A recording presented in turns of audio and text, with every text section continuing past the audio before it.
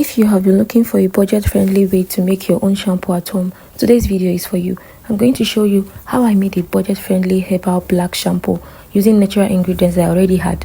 I'll also explain why I chose each ingredient and how I prepared it and a few things you should know before trying this DIY.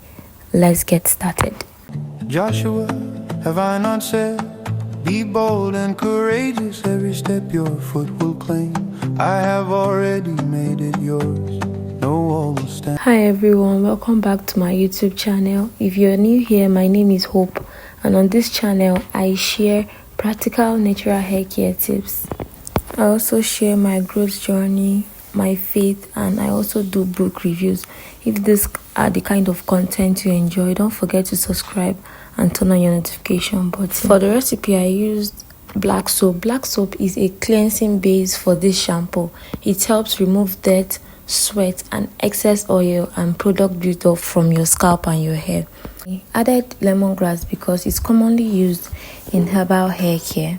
It has a fresh, clean scent that makes the shampoo smell refreshing, and many people enjoy including it in DIY scalp recipes. Mint leaf is one of my favorite ingredients. They leave the scalp feeling cool and refreshed, especially during wash day. Here we have clove and star anise. Clove are rich in natural plant compound that have been used for herbal hair care preparation. Yes. Star anise is a herb that is used for the scalp and it helps in scalp health.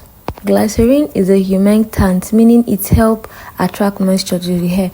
Apart from that, I added it into the shampoo so I'll be able to reduce the pH of the shampoo to reduce it from being harsh as on my scalp.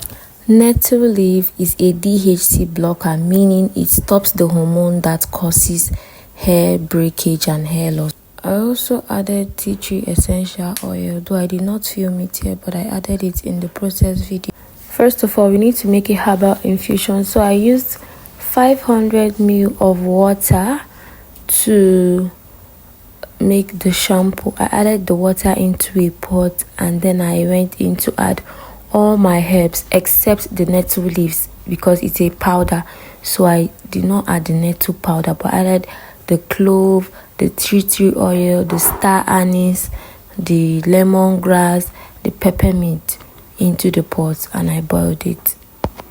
In another bowl, I added my black soap.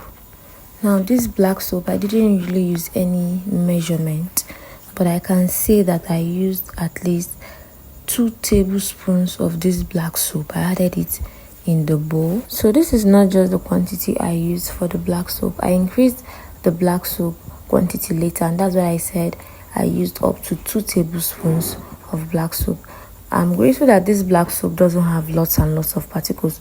Most homemade, locally made black soap have particles, so that's why even if I did not sieve my black soap after making the shampoo, but for you sometimes need to sieve your black soap because sometimes the black soap might have particles that might not be okay for your hair. So after making your shampoo, before transferring it into your container where you preserve it, I'll advise that you sieve your black soap if your black soap have particles.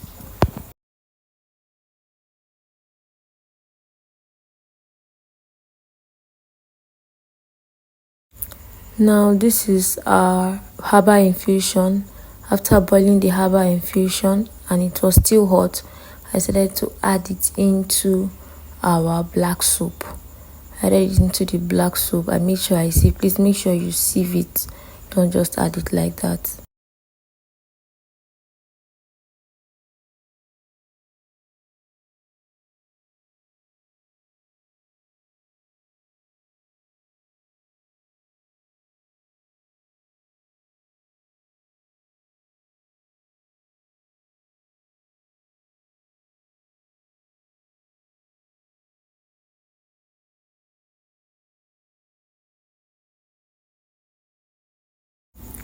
Now the water is still hot and that is why I decided to add the nettle powder.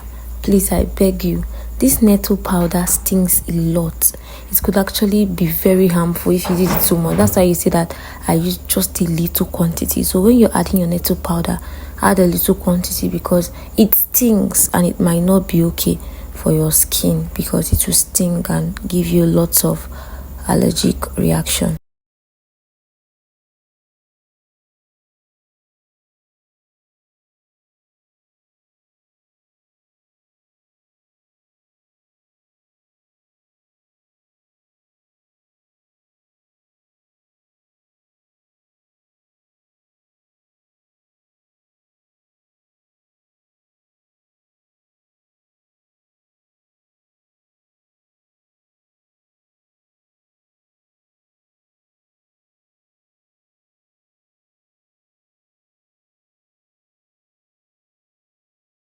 So I allowed it to cool before adding my tea tree oil and glycerin.